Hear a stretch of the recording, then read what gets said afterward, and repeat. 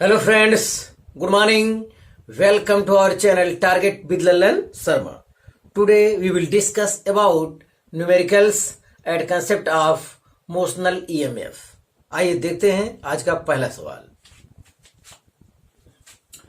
An aeroplane with a wing span of 40 meter is flying horizontally with a uniform speed of 360 km per hour. At the place of flight, the Earth's total magnetic field is 5.4 into 10 to the power minus 5 Weber per meter square, and the angle of dip is 30 degree. Calculate the EMF induced across the tips of the wings. The bulb is connected across the edges of the wings. Will it light up? ये question पूछ रहा है क्या bulb जलेगा. तो ये तो आपका रहा सवाल. तो हम पहले जो दिया गया है उस पर गौर करते हैं.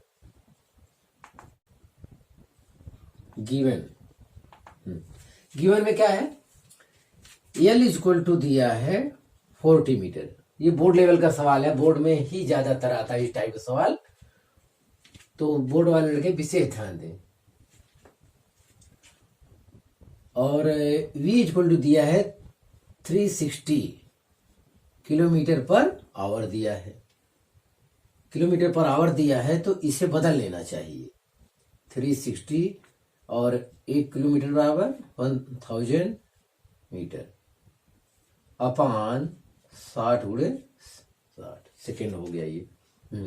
तो 1 0 यहाँ काट देंगे तो 6 चौक 36 360, इससे पूरा ये कट जाएगा. मतलब ये 100 मीटर पर सेकेंड आया. इससे ये कैंसिल होने के बाद यस इतना हो गया. हाँ, तो BE दिया है earth magnetic field 5.4 into 10 to power minus 5 weber per metre square, और थीटा एंगल ऑफ डिप दिया है 30 डिग्री. इतना हमें जानकारी दिया है. तो ये एंगल ऑफ डिप होता है हॉरिजॉन्टल से अर्थ जो फील्ड बनाता है BE, ये कितना डिग्री पे, 30 डिग्री पे बनाता है. तो अगर परपेंडिकुलर कंपोनेंट लेंगे तो ये हो जाएगा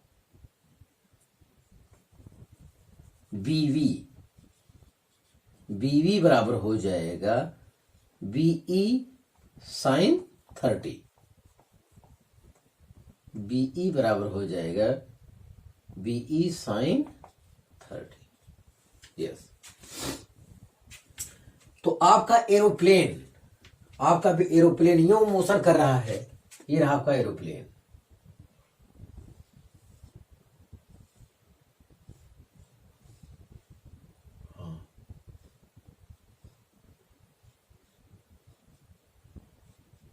ये है, इस टाइप से रहता है एरोप्लेन. तो एरोप्लेन आपका यूं मोशन कर रहा है और 30 डिग्री पर बी इस तरफ कार्य कर रहा है. तो इसके परपेंडिकुलर कंपोनेंट जो होगा BV, ये हो जाएगा BE साइन 30. बस. तो अगर आप चाहे तो यहाँ पे BV निकाल लें. BE आपका है 5.4 into 10 to power minus 5 sin 30 मान 1/2. तो ये हो जाएगा 2.7 into 10 to power minus 5 weber per metre square. Yes. हाँ, इतना हो जाएगा. तो परपेंडिकुलर कंपोनेंट अगर आप लेंगे तो ऐसी दशा में बोर्ड वाले लड़के इस टाइप से डायरेक्ट निकाल सकते हैं. E बराबर V BVL. बस इसी में रखेंगे, उन्हें उनका आंसर मिल जाएगा क्योंकि मैग्नेटिक फील्ड का परपेंडिकुलर कंपोनेंट हम ले लिए. तो चलिए, V आपका दिया है 100, BV है 2.7 इंटू 10 टू पावर माइनस 5 और L है 40 मीटर. इतना है. तो ध्यान दें, तो इसका 2 0 1 0 ये यहां जाएगा, 3 0 हो जाएगा. और 4 से इसमें गुणा करें, 4 सते 28 के 8, 5 2, 4 दूनी 8 2 10, इतना आया। तो इतना गुणे 10 घाते -3 आ रहा है टोटल। अगर इसमें दशमलव नहीं लगाते हैं, इनके साथ कर लेते हैं तो -6 हो जाएगा और 3 ये कैंसिल हो जाएगा। या इसे लिख सकते हैं 1.08 वोल्ट। तो इस सवाल का सलूशन हो गया। अथवा दूसरे मेथड से आप हल करिए। अगर आप ये चाहते हैं E बराबर vector V cross vector B dot L vector, ऐसा हो जाए तो यहां ध्यान दीजिए। तो V, ये V है और मैग्नेटिक फील्ड B है, इनके बीच एंगल कितना है 30। तो यहां पे प्रयोग करते हैं तो ये हो जाएगा VB, एक राशि भी रहा ए बी साइन थीटा, तो VB साइन 30 n कैप और डॉट L वेक्टर। ध्यान दें तो ये V, हाँ ये V और ये B, तो ऐसे है तो V क्रॉस B, तो ये अंदर की ओर जा रहा है, अंदर की ओर जा रहा है। मतलब ये इसका जो डायरेक्शन हो रहा है, डायरेक्शन और ये L के बीच जो एंगल बच रहा है वो कितना बन रहा है 0 डिग्री बन रहा है। तो यही तो हम आपको समझा रहे थे। कंपटीशन वाले लड़के इसी टाइप से सॉल्व करते हैं। तो ये V है, ये B है, तो V क्रॉस B अंदर की डायरेक्शन में, और ऐसे ही एरोप्लेन का ये विंग होता है। ये चीज देखिए, ये इसी, तो इनके भी जो एंगल बन रहा है L वेक्टर और V क्रॉस B वेक्टर, जो कि एक वेक्टर कोई आएगा, V क्रॉस B भी एक वेक्टर होगा, उनके भी जो एंगल बनेगा वो 0 डिग्री बनेगा। बस यही हम समझा रहे थे। तो ये VB साइन 30 मान 1/2 n कैप आया डॉट L वेक्टर, या इसे A डॉट B अब कर लेंगे, A डॉट B बराबर AB cos थीटा। तो VB/2 into L cos 0 degree. तो ये भी तब भी वही आ गया, E इक्वल टू है VBL/2, इतना आ रहा है। अब हमें वैल्यू रखना होगा। V है 100, अब की बार B का मेन वैल्यू रखना होगा, यही वाला BE।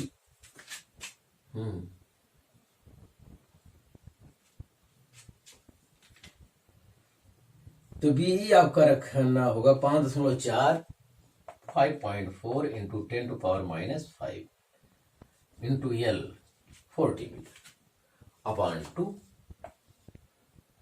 तो 2 से ये 20 हो जाएगा, 20, हाँ इसका 3 0 ले लेंगे, इनके साथ हो जाएगा तो -2 हो गया। 54 दूनी 108, 54 दूनी 108, एक अंक दशमलव गुणे 10 घाते -2, और इसका जब अंदर गुणा करोगे तो यही आ जाएगा।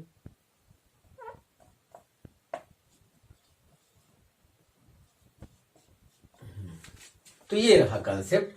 तो जिसकी जो भी आपको अच्छा लगे उससे लगाइए। बोर्ड वाले लड़के ऐसा भी लगा देते हैं तो भी कोई बात नहीं, कंपटीशन वाले लड़के ऐसा प्रयोग करते हैं, तो आंसर दोनों से आ रहा है, ध्यान दें। तो आप इसे कॉपी कर लीजिए।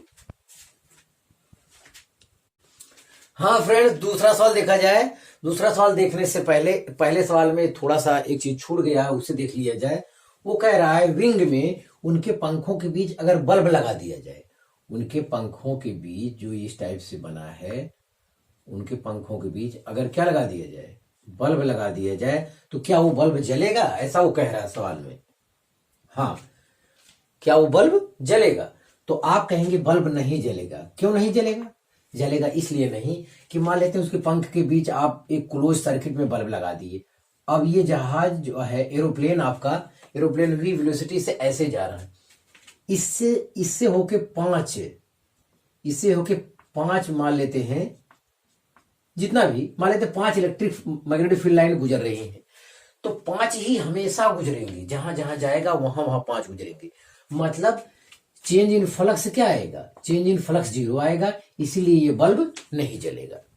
ध्यान दें, वो कह रहा है अगर विंग के बीच एक बल्ब लगा दिया जाए, मतलब क्लोज सर्किट बना दिया जाए। लोग बोलते हैं नहीं क्लोज सर्किट है तो मतलब करंट फ्लो करने लगता है, तो करंट फ्लो करने लगेगा, लेकिन जब वो फ्लक्स में चेंज होगा, फ्लक्स में यहाँ कोई चेंज नहीं होगा, हमेशा उतना ही रहेगा, तो जाहिर है बल्ब नहीं जलेगा। ध्यान दें, इससे पहले वाला क्वेश्चन, पहले नंबर के क्वेश्चन का ये आंसर था। नीचे एक और क्वेश्चन पूछा गया था उसमें। तो अब इस कंसेप्ट को कॉपी कर लीजिएगा। हाँ, अब ये सवाल नंबर 2 देखिए। क्वेश्चन 2 आपसे कह रहा find induced EMF in conductor and draw imaginary cell. Yes, आपको पहले कोई बताया गया है कि जब कोई कंडक्टर मैग्नेटिक फील्ड में मोशन करता है तो वो सेल बन जाता है, बैटरी बन जाता है। तो वही वो कह रहा है। अब की बार ध्यान दें, मैग्नेटिक फील्ड दर्शाया गया है वर्टिकली डाउनवर्ड है, एक रॉड लिया गया है एल लेंथ का, और ये रॉड जो है ऐसे जा रहा है इस डायरेक्शन 37 डिग्री एंगल पर वी वेलोसिटी से जा रहा है। तो इंड्यूस्ड ईएमएफ ज्ञात करना है। तो चलिए शुरू करते हैं, पहले देखते हैं क्या होता है। इंड्यूस्ड ईएमएफ में इज इक्वल टू होता है vector V cross vector B dot L cross. तो वी क्रॉस बी क्या इंतजाम करते हैं। तो ध्यान दें, वी क्रॉस बी, यहां देखिए माना ऐसे, ये तो ऐसे ही रहेगा, बी अंदर की ओर और ये ऐसे 36 से 37। तो ये वी है ना, तो अब भी इसके साथ कितना है 90 डिग्री ही एंगल बना रहा है। अब भी इनके साथ 90 डिग्री ही एंगल बना रहा है। ध्यान दें, 90 बना रहा है तो 90 लिखिए। तो बहुत ध्यान देने की जरूरत है, ऐसा नहीं कि 37 ओवर एंगल, वी और बी के बीच एंगल नहीं बदल रहा है यहाँ पे। तो ये हो जाएगा V B sine 90 N cap dot L vector. यह हो गया V B N cap dot L vector. अब देखते हैं, यहां देखिए, तो ये ऐसे था, तो वी ऐसे यहां पे था, V cross B. V cross B का जो डायरेक्शन आएगा वो यूं आएगा, यूं देखिए। तो ये होगा vector V cross vector B. V cross B का डायरेक्शन आएगा, यस। और ये 90 होगा, तो ये कितना होगा, ये 53 डिग्री होगा, यस। क्योंकि 53 और 37 मिलकर 90 हो जाएगा, टोटल 180 होना चाहिए। तो यस, तो ये हो गया। एक चीज और विद्यार्थी, अब देखिए, अब यल वेक्टर और वी क्रॉस बी वेक्टर के बीच का एंगल हमको लेना है। अरे भाई, ये वी हो गया, बी हो गया, वी क्रॉस बी आपने लिया, तो ये डायरेक्शन मिला। तो इसके डायरेक्शन और यल वेक्टर के बीच का एंगल होना चाहिए। और यल वेक्टर का यहाँ ये नहीं बताया गया कि यल वेक्टर इधर लेना चाहिए, इधर, जिधर आप मर्जी उधर ले लो यल वेक्टर, आंसर पर कोई प्रभाव पड़ने वाला नहीं है। वैसे दो वेक्टरों के बीच का जो एंगल बताया गया कंसेप्ट वेक्टर में, दो वेक्टरों के बीच का एंगल कौन होता है, small angle, where theta is the small angle between vector A and vector B. दो वेक्टरों के बीच का छोटा कोण जो लिया होता है वही लिया जाता है। तो हमारे समझ से तो इनके बीच यल वेक्टर का डायरेक्शन इस डायरेक्शन में होना चाहिए, ये इनके बीच का एंगल 53 लेना चाहिए। कोई कहे नहीं, अब ये भी कॉन्सेप्ट है कि यल वेक्टर चाहे इधर लीजिए चाहे इधर, कोई फर्क नहीं पड़ता। तो इधर लेंगे तो 90 प्लस 37 आएगा, तो अगले में चेंज हो जाएगा, कास का साइन हो जाएगा, आंसर पे कोई प्रभाव नहीं पड़ेगा।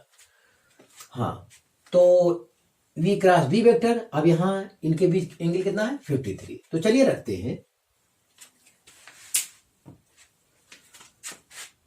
तो ये है वी बी एल, मतलब ए डॉट बी बराबर ए बी कास थीटा। तो A B cos 53 degree, yes. तो इसका मान हम लोग जानते हैं। तो देखिए tan 53 का मान जो बताया गया है, ये बताया गया 4/3, ये आप जानिए। और tan 37 का जो कॉन्सेप्ट बताया गया है 3/4। तो छोटा एंगल छोटा मान, बड़ा एंगल पलट देना, बड़ा वाला ऊपर कर देना, बस इतनी सी बात है।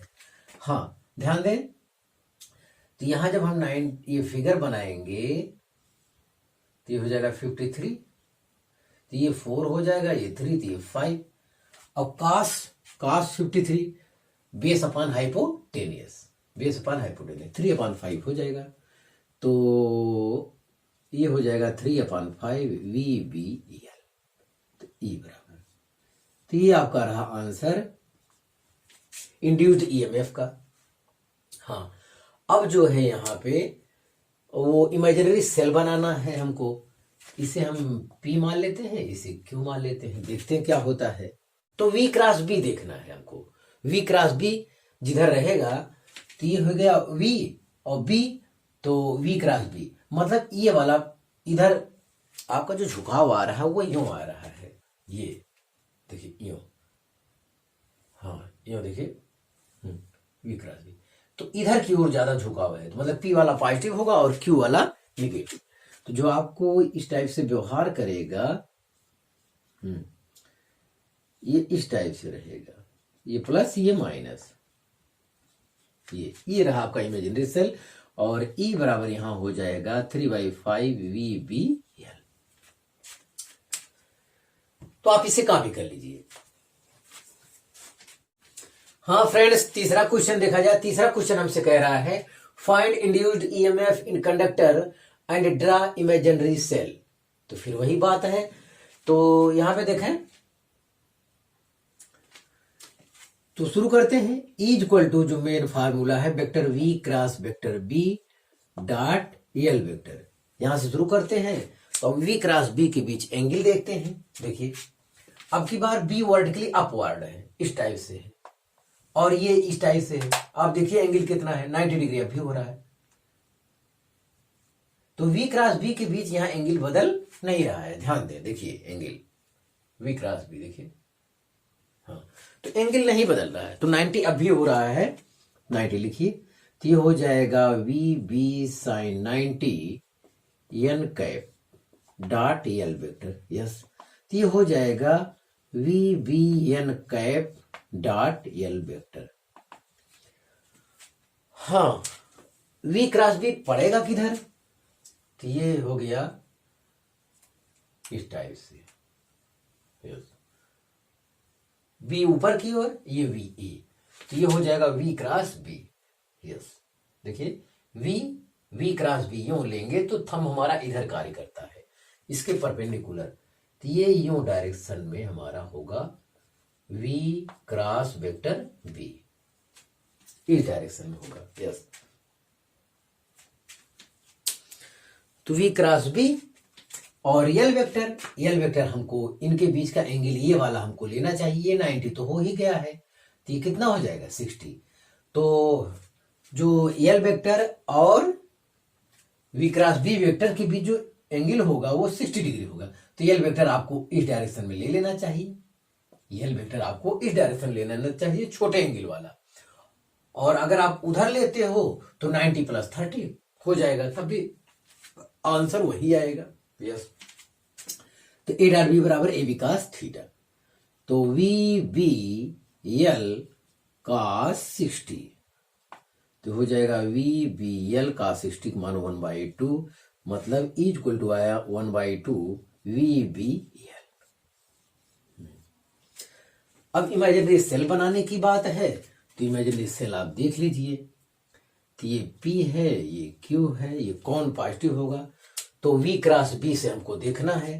देखिए V क्रॉस B का डायरेक्शन इधर हो रहा है, इधर मतलब वो P की ओर हो रहा है, रिजल्टेंटली किधर की ओर झुकाव है, P की ओर, तो P वाला पॉजिटिव हो जाएगा, P वाला पॉजिटिव और Q वाला नेगेटिव, मतलब इसे लिख सकते हैं vector VP minus vector VQ equal to 1/2 VBL, yes.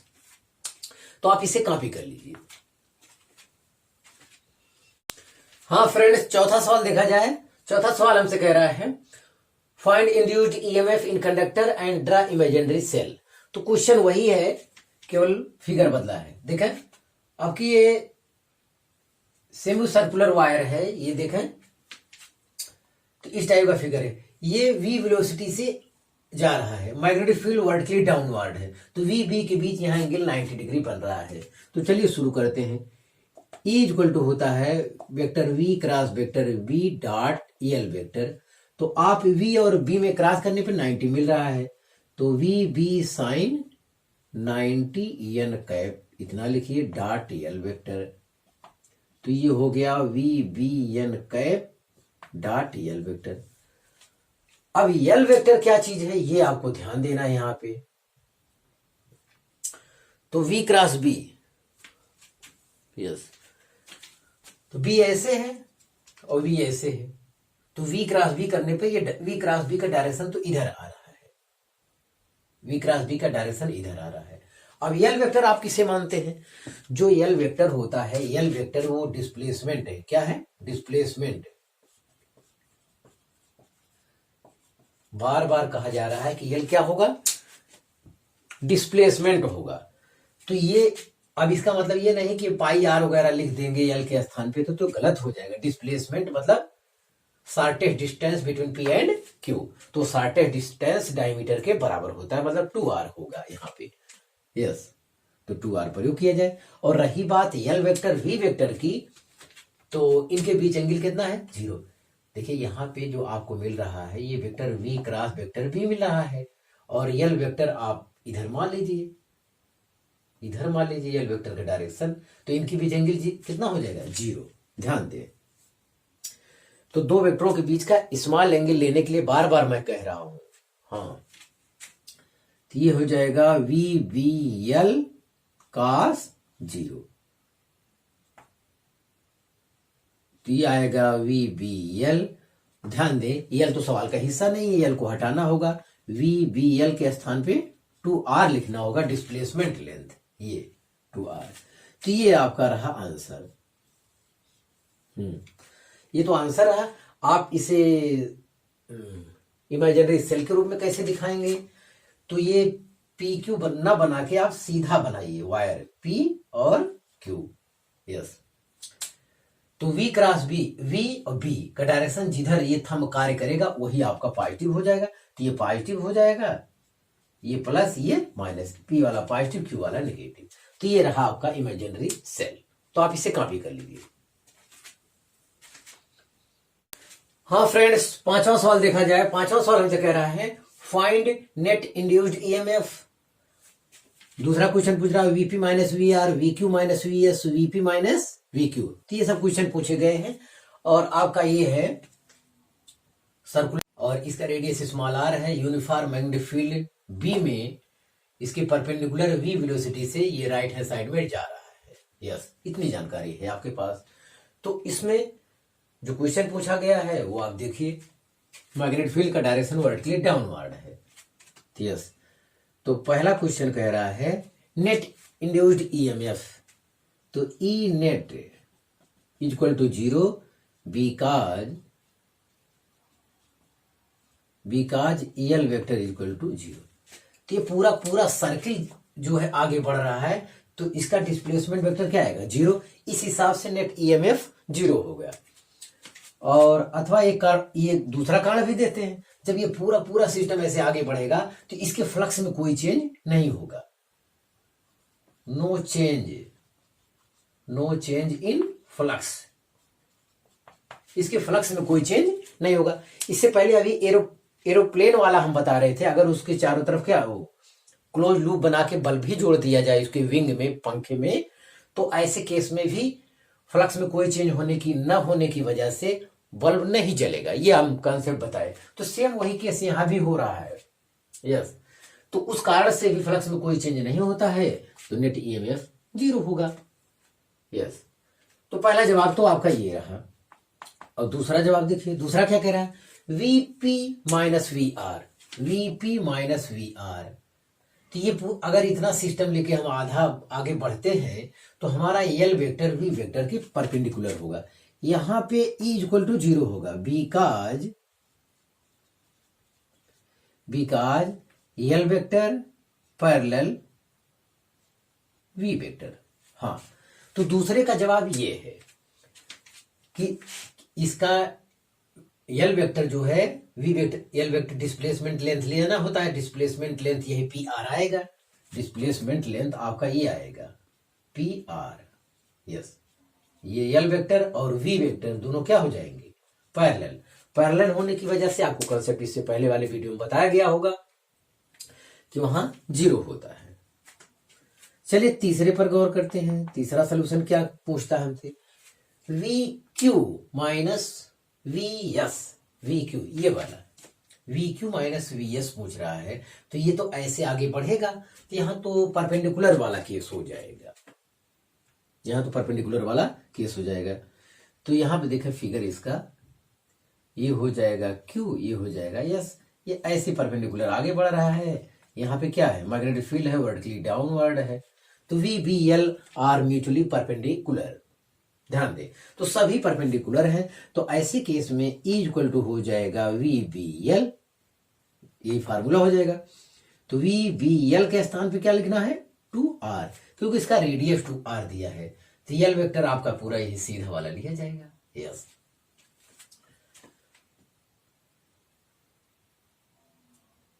हाँ, लेकिन यहां पूछा है we Q minus V S. अब इसमें कौन पॉजिटिव होगा, कौन नेगेटिव होगा, ये तो देखने वाली बात होगी।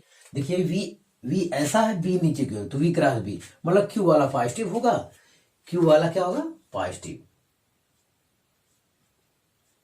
और ये नेगेटिव।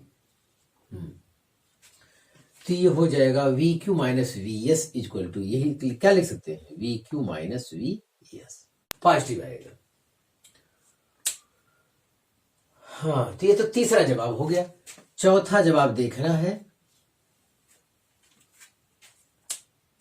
तो चौथा जवाब ये कह रहा है VP minus V Q, VP. अब की यहां हमको देखना है, तो अब की वाले के लिए आप इसे एल वेक्टर मानिए, इसे एल वेक्टर ये फील करिए, क्योंकि डिस्प्लेसमेंट लेना होता है हमको।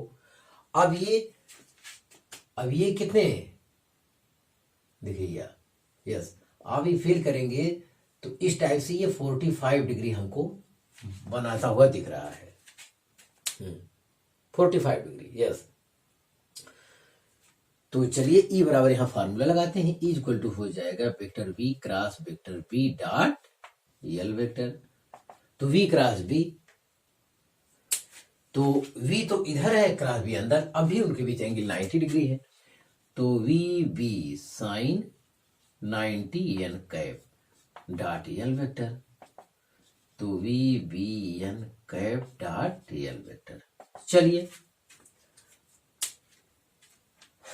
अब यहां देखना है, ये हो गया V और ये हो गया B, ऐसे है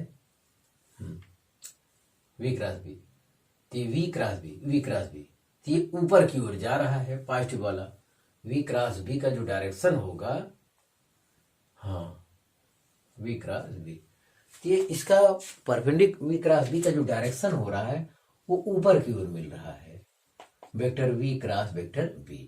अब एल वेक्टर के साथ ये कितना एंगल बनाएगा ये आप बताइए। यस, तो देखिए वही एल वेक्टर, ये 45 डिग्री अब भी हो जाएगा, कोई दिक्कत ही नहीं है। ए डॉट बी बराबर ए बी कास थीटा, तो वी बी एल कास 45, इतना हुआ। तो चलिए ई बराबर यहां हम लिखते हैं, ई बराबर हो जाएगा वी बी एल के स्थान पे अभी एल लिखिए, कास 45 मान 1/√2।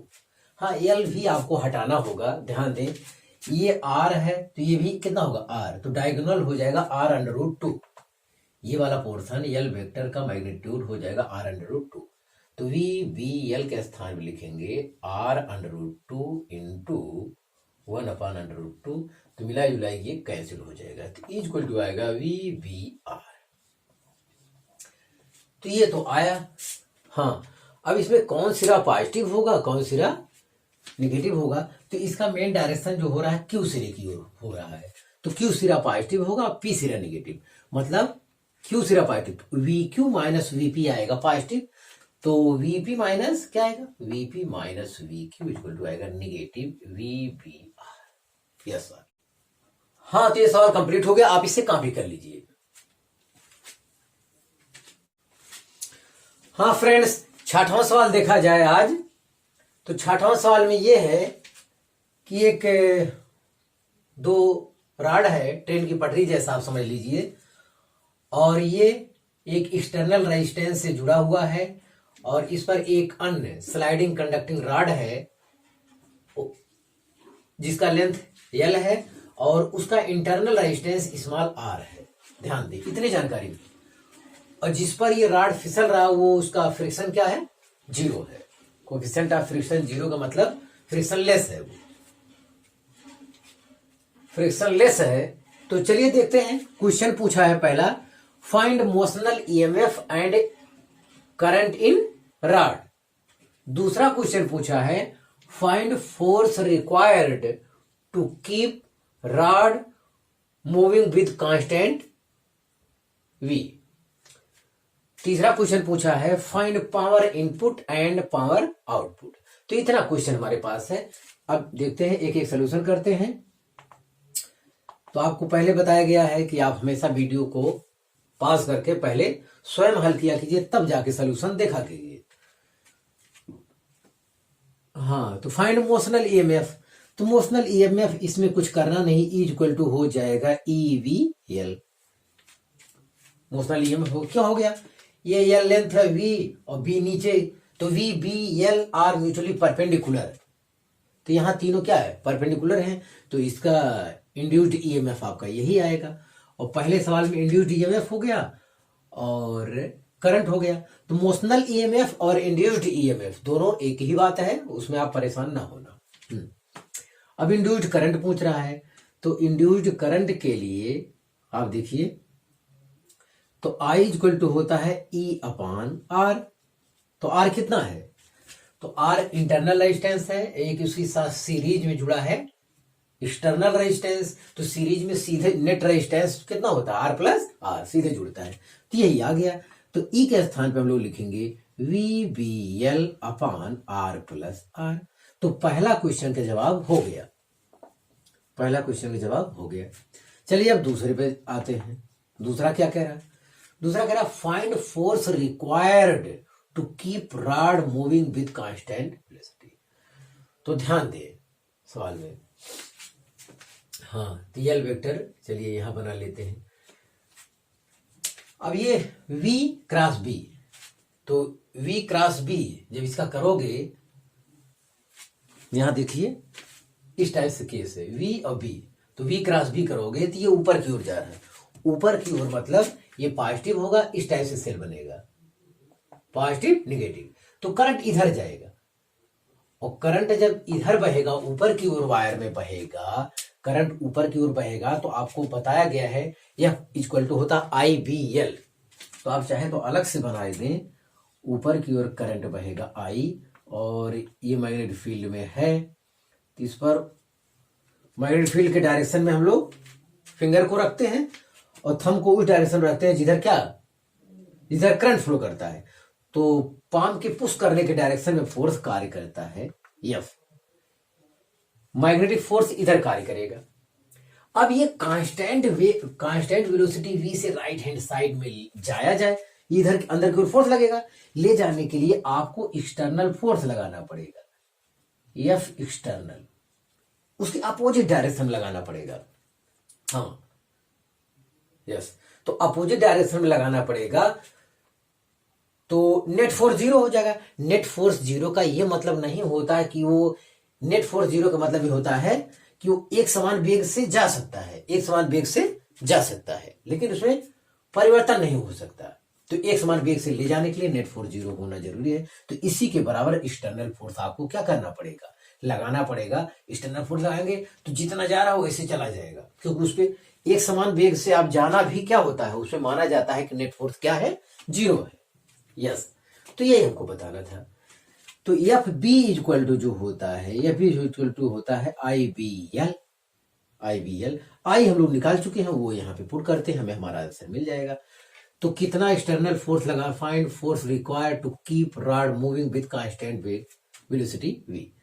तो F external equal to F B हो जाएगा, ये IBL, आई का मान हम रखेंगे तो VBL/R+R, ये हो गया IB। उसके बाद B और L लिख देते हैं, तो B² L² आपका आ जाएगा। तो एफ एक्सटर्नल जो हमको मिला है B² L²/R+R। तो दूसरे का जवाब आपका ये हो गया। तो इतना फोर्स लगेगा दूसरे में। चलिए अब तीसरा क्वेश्चन सॉल्व करते हैं। तीसरा हमसे कह रहा है पावर इनपुट तो पावर तो एक्सटर्नल फोर्स वाले ने लगाया है, तो पावर इनपुट मतलब पी आई इक्वल टू होता है एफ वी भी होता है। क्या होता है? एफ वी होता है। तो एफ एक्सटर्नल हम लोग निकाल चुके हैं, ये रखेंगे, वी हमारा पहले से है, तो वी हमारा पहले से, तो ये हो जाएगा V square L square upon R plus R into V. तो जो इनपुट आ रहा है पी आई, तो V square B square L square upon R plus R. P input इतना आया, तो पी आउटपुट देखते हैं। पी आउटपुट आपको कहां मिलेगा? जो आपका लोड होगा, लोड मतलब एक्सटर्नल रेजिस्टेंस होगा, पी आउटपुट रेजिस्टेंस में ही तो मिलेगा आपको। तो P इक्वल टू एक फार्मूला होता है आई स्क्वायर आर नेट मतलब आर प्लस स्मॉल आर, तो ये P आउटपुट हो जाएगा। तो पावर इनपुट बराबर इतना आया, और पावर आउटपुट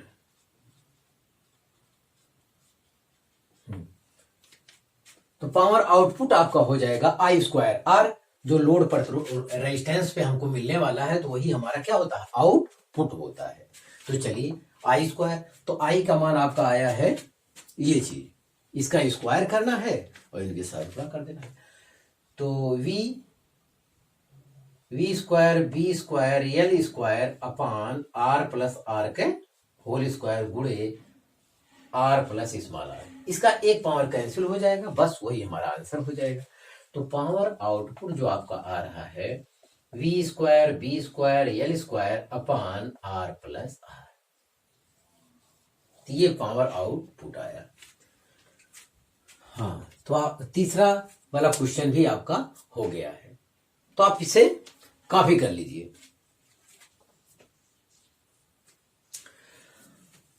हाँ विद्यार्थी, आज बस इतना ही। आप मेहनत से पढ़ाई करते रहें। All the very best.